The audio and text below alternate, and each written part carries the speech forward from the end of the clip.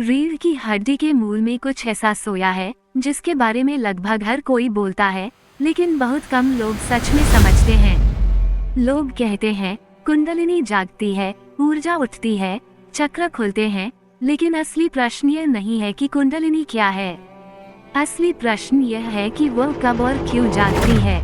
क्योंकि कुंडलिनी कोई बटन नहीं है जिसे दबा दिया जाए, और कोई चमत्कार नहीं है जो अचानक हो जाए। वो एक जीवित चेतना है, एक मौन शक्ति जो तब तक शांत रहती है जब तक मनुष्य भीतर से तैयार न हो जाए। रीढ़ में सोई कुंडलिनी तब नहीं जागती जब कोई सिर्फ किताबें पढ़ ले, तब भी नहीं जागती जब कोई मंत्र रट ले या जबरदस्ती प्राणायाम करने लगे। वो तब जागती है जब मनुष्य का जीवन भीतर से बदलने लगता है, जब उसकी पहचान, उसकी इच्छाएं, उसके डर, उसका अहंकार सब धीरे धीरे ढीले पड़ने लगते हैं। यही वह संकेत है जिसे कोई नहीं बताता, क्योंकि इसे बताया नहीं जा सकता, इसे केवल अनुभव किया जा सकता है। अधिकांश लोग समझते हैं कि कुंडलिनी का जागना कोई तेज रोशनी है, शरीर में झटके हैं, रीढ़ में आग है। लेकिन वास्तविकता यह है कि कुंडलिनी का पहला संकेत बहुत शांत होता है। इतना शांत कि मनुष्य उसे सामान्य समझकर अनदेखा कर देता है। अचानक कुछ चीजें जो पहले बहुत महत्वपूर्ण लगती थीं, अब वैसी नहीं लगती। जिन बातों पर क्रोध आता था, वहाँ अब एक खालीपन होता है। यह उदासीनता नहीं होती, बल्कि भीतर से उठती एक अजीब सी दूरी होती है, जैसे जीवन को कोई और देख रहा हो। रीढ़ में सोई कुंडलिनी तब हिलती है जब मनुष्य की चेतना शरीर से थोड़ी अलग होने लगती है। आप अपने ही विचारों को ऐसे देखने लगते हैं जैसे वे आपके नहीं हैं। विचार आते हैं, जाते हैं, लेकिन उनके साथ बहने की मजबूरी खत्म होने लगती है। यही वो समय है जब ऊर्जा बहुत धीरे धीरे मूलाधार के आसपास सक्रिय होने लगती है। इसमें कोई नाटकीय अनुभव नहीं होता, बल्कि एक स्थिरता आती है, एक अजीब सी गंभीरता जो पहले नहीं थी। लोग पूछते हैं कि कुंडलिनी कब जागती है। सच यह है कि वह तब जागती है जब जीवन आपको तोड़ चुका होता है, जब आपकी योजनाएं विफल हो चुकी होती हैं, जब आपने बार बार किसी सहारे को पकड़ा और वह छूट गया। क्योंकि कुंडलिनी उन लोगों में नहीं जागती जो अभी भी बाहर कुछ पाने की उम्मीद में जी रहे होते हैं। वो उनमें जागती है जो भीतर गिर चुके होते हैं, जिनके पास अब खोने को कुछ नहीं बचता। एक ऐसा समय आता है जब व्यक्ति को अपनी ही पहचान बोझ लगने लगती है। नाम, पद, रिश्ते, उपलब्धियां, सब कुछ जैसे एक अभिनय बन जाता है।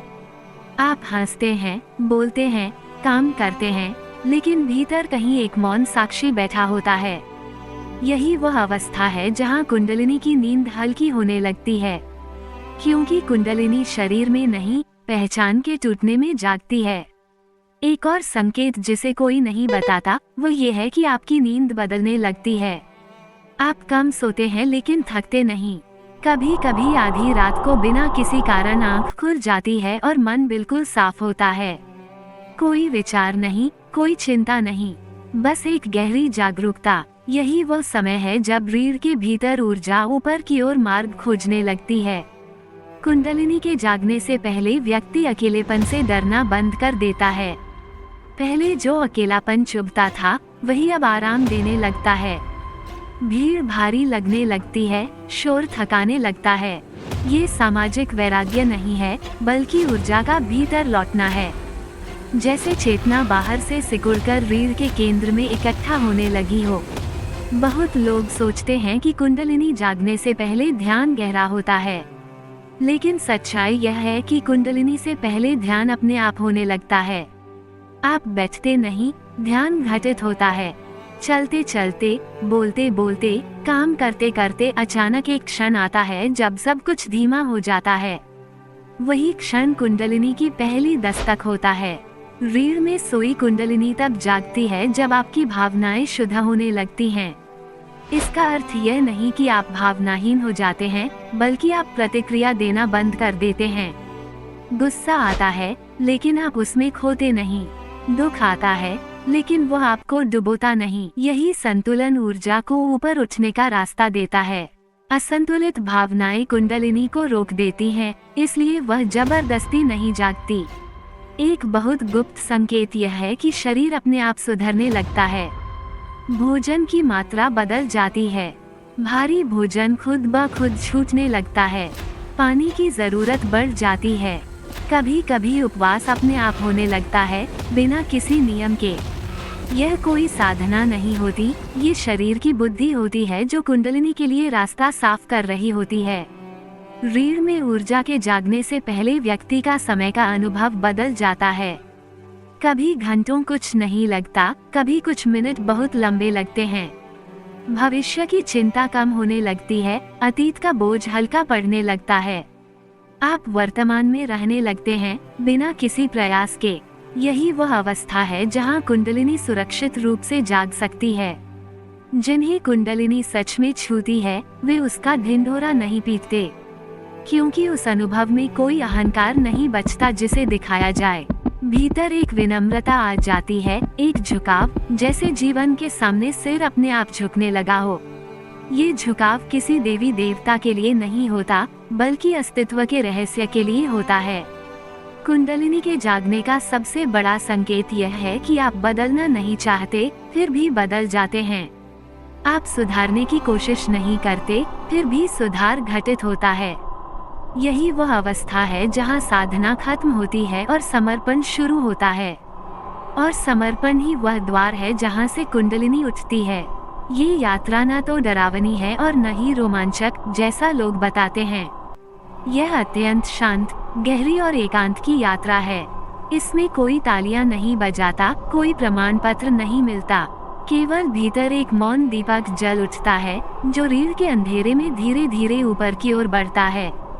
यही वह सत्य है जिसे कोई नहीं बताता, क्योंकि इसे सुनकर समझा नहीं जा सकता। इसे जीना पड़ता है। जब रीढ़ में सोई कुंडलिनी सचमुच हलचल में आती है, तब सबसे पहले मनुष्य के भीतर एक अजीब सा विरोध पैदा होता है। बाहर से सब सामान्य दिखता है, लेकिन भीतर कुछ मानो पुराने ढांचे को तोड़ना चाहता है। ये वह अवस्था होती है जहां व्यक्ति को लगता है कि वो खुद को पहचान नहीं पा रहा। जो विचार सालों से उसकी पहचान थे, वे अब कमजोर पड़ने लगते हैं। जो विश्वास पत्थर की तरह मजबूत लगते थे, उनमें दरारें आने लगती हैं। यही वह क्षण होता है जहां अधिकतर लोग डर जाते हैं और पीछे लौट जाते हैं, क्योंकि कुंडलिनी का मार्ग आराम का मार्ग नहीं है। ये सुख दुख से ऊपर उठने का रास्ता है। जब ऊर्जा रीढ़ के निचले केंद्र से ऊपर बढ़ने लगती है, तो वो केवल शक्ति नहीं उठाती, वो पुराने संस्कारों को भी अपने साथ ऊपर लाती है। दबे हुए डर, अनकहे दुख, भूली हुई स्मृतियां, बचपन के घाव, सब कुछ अचानक सतह पर आने लगता है। और यही वह संकेत है जिसे कोई नहीं बताता, क्योंकि लोग केवल रोशनी की बात करना चाहते हैं, अंधेरे की नहीं। इस समय व्यक्ति को बिना किसी स्पष्ट कारण के भारीपन महसूस हो सकता है। कभी छाती में दबाव, कभी गले में अटकाव, कभी आंखों में बिना रोए आंसू। ये बीमारी नहीं होती, ये चेतना की सफाई होती है। कुंडलिनी जब ऊपर बढ़ती है, तो हर चक्र पर रुकी हुई ऊर्जा को हिलाती है। और जहां ऊर्जा रुकी होती है, वहां अधूरा अनुभव छिपा होता है। बहुत से लोग इस अवस्था को गलत समझ लेते हैं। वे सोचते हैं कि उनके साथ कुछ गलत हो रहा है। वे डॉक्टरों के पास जाते हैं, रिपोर्ट सामान्य आती हैं, लेकिन भीतर की बेचैनी कम नहीं होती, क्योंकि यह बेचैनी शरीर की नहीं, पहचान की होती है। पुराना मैं टूट रहा होता है और नया अभी पूरी तरह जन्मा नहीं होता। रीढ़ में कुंडलिनी के उठने का एक और गुप्त संकेत यह है कि व्यक्ति को सत्य से डर लगने लगता है। झूठ सहन हो जाता है, लेकिन सत्य चुभने लगता है, क्योंकि सत्य सीधे अहंकार पर चोट करता है। आप अचानक महसूस करते हैं कि आपने जीवन में बहुत कुछ सिर्फ डर की वजह से किया, प्रेम की वजह से नहीं। यह एहसास भारी होता है, लेकिन यही कुंडलिनी का काम है, आपको खुद से मिलवाना। इस समय ध्यान अपने आप गहरा हो जाता है, लेकिन ध्यान में सुख नहीं, बल्कि स्पष्टता आती है। आप देखते हैं कि आपका मन कितनी चालाकी से आपको धोखा देता रहा है। आप देखते हैं कि कैसे आप अपने ही दुख से चिपके हुए थे। ये देखने की क्षमता कुंडलिनी का उपहार है, लेकिन इसे स्वीकार करना साहस मांगता है। जब ऊर्जा हृदय के पास पहुंचती है, तो सबसे बड़ा परिवर्तन घटित होता है। व्यक्ति को पहली बार बिना कारण करुणा का अनुभव होता है। ये भावुकता नहीं होती, ये करुणा होती है। आप दूसरों के दुख को समझने लगते हैं बिना उसमें डूबे। आप क्षमा करने लगते हैं बिना खुद को छोटा किए। ये वह अवस्था है जहाँ प्रेम एक भावना नहीं बल्कि एक अवस्था बन जाता है। लेकिन यही वह जगह है जहाँ सबसे ज्यादा भ्रम पैदा होता है। लोग सोचते हैं कि बस यही कुंडलिनी जागरण है। वे भावनाओं में बहने लगते हैं, खुद को विशेष समझने लगते हैं और यही ऊर्जा रुक जाती है, क्योंकि कुंडलिनी अहंकार के साथ ऊपर नहीं जाती। जैसे ही मैं जाग गया हूँ का भाव आता है, ऊर्जा वहीं ठहर जाती है। सच्चे जागरण का संकेत यह है कि भीतर कोई दावा नहीं उठता।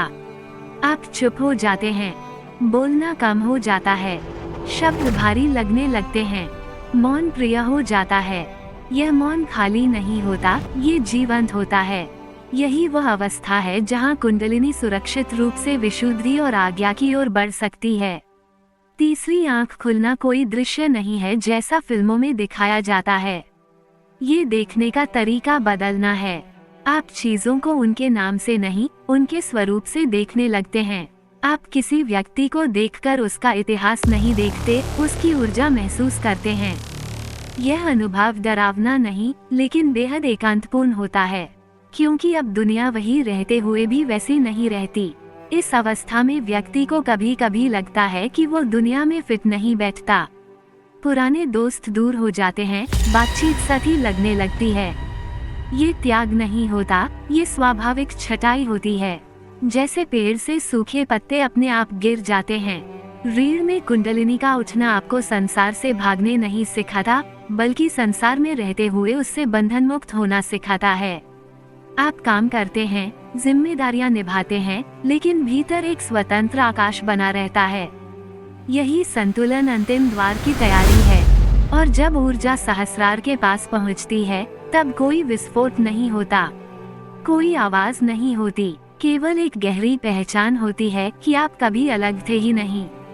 खोज खत्म हो जाती है, प्रश्न गिर जाते हैं, उत्तर की आवश्यकता नहीं रहती। यह अवस्था शब्दों से परे है, इसलिए इसे बताया नहीं जाता, केवल संकेत दिए जाते हैं। यही कारण है कि सच्चे जागे हुए लोग चुप रहते हैं, क्योंकि वे जानते हैं कि कुंडलिनी कोई लक्ष्य नहीं बल्कि यात्रा का स्वाभाविक परिणाम है। जब कुंडलिनी की चर्चा होती है तो सबसे ज्यादा नुकसान सच से नहीं, अधूरे सच से होता है, क्योंकि अधूरा सच मनुष्य को भ्रम में डाल देता है और कुंडलिनी के मार्ग पर भ्रम सबसे बड़ा खतरा है। यही कारण है कि प्राचीन काल में इस ज्ञान को खुले में नहीं बताया गया।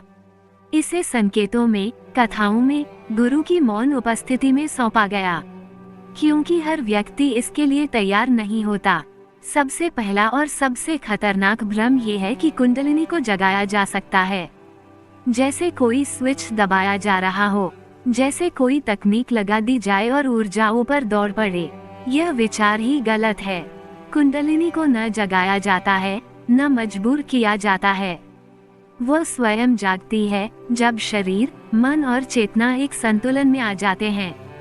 जब ये संतुलन नहीं होता और फिर भी ऊर्जा को ऊपर धकेला जाता है, तब टूटन शुरू होती है। ऐसे बहुत से लोग मिलेंगे जो अचानक सिर में दबाव, आंखों में अजीब संवेदना, दिल की धड़कन में अनियमितता या अकारण भय का अनुभव करते हैं। वे सोचते हैं कि यह कुंडलिनी है, लेकिन अधिकांश मामलों में ये कुंडलिनी नहीं होती, बल्कि असंतुलित प्राण का उथल पुथल होता है। कुंडलिनी कभी अराजक नहीं होती, वो कभी भय पैदा नहीं करती। यदि डर बढ़ रहा है तो समझ लीजिए कि चेतना तैयार नहीं है। एक और भ्रम ये है कि अधिक अभ्यास, अधिक घंटे, अधिक जोर लगाने से कुंडलिनी जल्दी जाग जाएगी। ये भी सत्य के विपरीत है। कुंडलिनी गति नहीं, परिपक्वता देखती है। वो ये नहीं देखती कि आपने कितना ध्यान किया, वो ये देखती है कि ध्यान ने आपको कितना विनम्र बनाया। वो ये नहीं देखती कि आपने कितने मंत्र जपे, वो ये देखती है कि मंत्र ने आपके भीतर कितना मौन पैदा किया। बहुत लोग भावनात्मक उफान को आध्यात्मिक उन्नति समझ लेते हैं। रोना, हंसना, झूमना, कंपन, ये सब कुंडलिनी नहीं है। ये मन की परतों का खुलना हो सकता है, लेकिन यदि इनके साथ स्पष्टता नहीं आ रही, स्थिरता नहीं आ रही, करुणा नहीं आ रही, तो यह चेतना का उठना नहीं, बल्कि मन का शोर है। कुंडलिनी का मार्ग हमेशा आपको जमीन से जोड़ता है, हवा में नहीं उड़ाता। जो व्यक्ति खुद को विशेष समझने लगे, खुद को चुना हुआ मानने लगे, उसे समझ लेना चाहिए कि ऊर्जा ऊपर नहीं गई, बल्कि अहंकार ने आध्यात्मिक भाषा सीख ली है। यही सबसे सूक्ष्म धोखा है। प्राचीन ऋषि कहते थे कि कुंडलिनी से पहले जीवन को साधो, रिश्तों को साफ करो, भय को देखो, लालसा को समझो, क्योंकि कुंडलिनी जब ऊपर जाती है तो वह इन सबको कई गुना बढ़ा देती है। यदि भीतर क्रोध है तो वह तेज होगा, यदि भीतर कामना है तो वह और सूक्ष्म रूप में प्रकट होगी। इसलिए बिना शुद्धिकरण के जागरण विनाशकारी हो सकता है। एक और बहुत कम बताया जाने वाला सत्य यह है कि कुंडलिनी जागरण हमेशा सुखद नहीं होता। ये सुंदर जरूर होता है, लेकिन आरामदेह नहीं, क्योंकि यह आपकी झूठी परतों को हटाता है। यह आपको वह दिखाता है जिससे आप जीवन भर भागते रहे। यही कारण है कि बहुत लोग इस मार्ग को छोड़ देते हैं। वे कहते हैं ये रास्ता उनके लिए नहीं है। वास्तव में रास्ता नहीं, उनका झूठ उनके लिए नहीं था। सुरक्षित मार्ग कभी तेज नहीं होता, वह इतना साधारण होता है कि लोग उसे नजरअंदाज कर देते हैं। सही मार्ग में जीवन सुधरता है, आपकी दिनचर्या स्थिर होती है, आपकी वाणी नर्म होती है, आपकी आंखों में जल्दी प्रतिक्रिया नहीं, गहराई आती है। ये संकेत बताते हैं कि ऊर्जा सही दिशा में है। ऋषियों ने कहा था कि कुंडलिनी गुरु से नहीं, लेकिन गुरु की उपस्थिति में सुरक्षित रहती है। गुरु का अर्थ कोई शरीर नहीं, बल्कि एक ऐसी चेतना जो आपको संतुलन में रखे, जो आपको उड़ने न दे, गिरने भी न दे, जो जरूरत पड़े तो आपको रोक दे, क्योंकि रोकना कभी कभी आगे बढ़ने से ज्यादा जरूरी होता है। जब कुंडलिनी सही ढंग से ऊपर बढ़ती है तो जीवन में नैतिकता अपने आप गहरी हो जाती है। कोई नियम पालन नहीं करना पड़ता, झूठ भारी लगने लगता है, छल असहनीय हो जाता है, क्योंकि अब चेतना तेज हो चुकी होती है और वह सूक्ष्म से सूक्ष्म असत्य को भी पकड़ लेती है। इस अवस्था में सबसे बड़ी साधना सामान्य रहना होती है। साधारण खाना, साधारण जीवन, साधारण व्यवहार, यही असाधारण सुरक्षा है। जो जितना साधारण रह पाता है, कुंडलिनी उतनी ही सहजता से ऊपर जाती है। और अंत में एक सत्य जो बहुत कम लोग स्वीकार करते हैं, कुंडलिनी का पूर्ण जागरण बहुत दुर्लभ है। इसलिए नहीं कि यह कठिन है, बल्कि इसलिए कि लोग आधे रास्ते में ही रुक जाते हैं। वे अनुभव चाहते हैं, परिवर्तन नहीं। वे शक्ति चाहते हैं, सत्य नहीं। लेकिन जो चल पड़ता है, जो रुकता नहीं, जो चुपचाप अपने भीतर उतरता जाता है, उसके लिए कुंडलिनी कोई लक्ष्य नहीं रहती। वो एक स्वाभाविक खिलना बन जाती है, जैसे कली का फूल बनना। और अब इस यात्रा के अंत में एक क्षण ठहरकर अपने भीतर झांकिए। जो कुछ आपने अभी सुना वह केवल शब्द नहीं थे, वे संकेत थे। संकेत उस शक्ति के जो बाहर कहीं नहीं है, बल्कि आपकी ही रीढ़ के मौन में सोई हुई है। यदि ये वीडियो आपके भीतर किसी प्रश्न को जगा गया हो, यदि कहीं हल्की सी हलचल महसूस हुई हो, या अगर कुछ शब्द ऐसे लगे हों जैसे वे आपको ही कहे जा रहे हों, तो समझ लीजिए यात्रा शुरू हो चुकी है। इस ज्ञान को यहीं मत रोकिए, इसे आगे बढ़ाइए, क्योंकि शायद किसी और की कुंडलिनी भी इन शब्दों के माध्यम से अपनी नींद से करवट ले ले। अगर आपको यह वीडियो उपयोगी लगा हो तो इसे लाइक कीजिए, अपने उन मित्रों के साथ शेयर कीजिए जो सिर्फ बाहर नहीं, भीतर भी सच की खोज में हैं। ऐसी ही गूढ़, रहस्यमय और चेतना को झकझोर देने वाली यात्राओं के लिए हमारे चैनल को सब्सक्राइब करना न भूलें, क्योंकि यहाँ हम केवल जानकारी नहीं देते, हम आपको आपसे मिलवाने का प्रयास करते हैं। और हाँ, कमेंट में जरूर लिखिए, क्या आपने कभी अपने भीतर ऐसे संकेत महसूस किए हैं जिनका कोई उत्तर आपको बाहर नहीं मिला? आपका अनुभव किसी और के लिए द्वार बन सकता है। मिलते हैं अगली यात्रा में, जब हम और गहराई में उतरेंगे।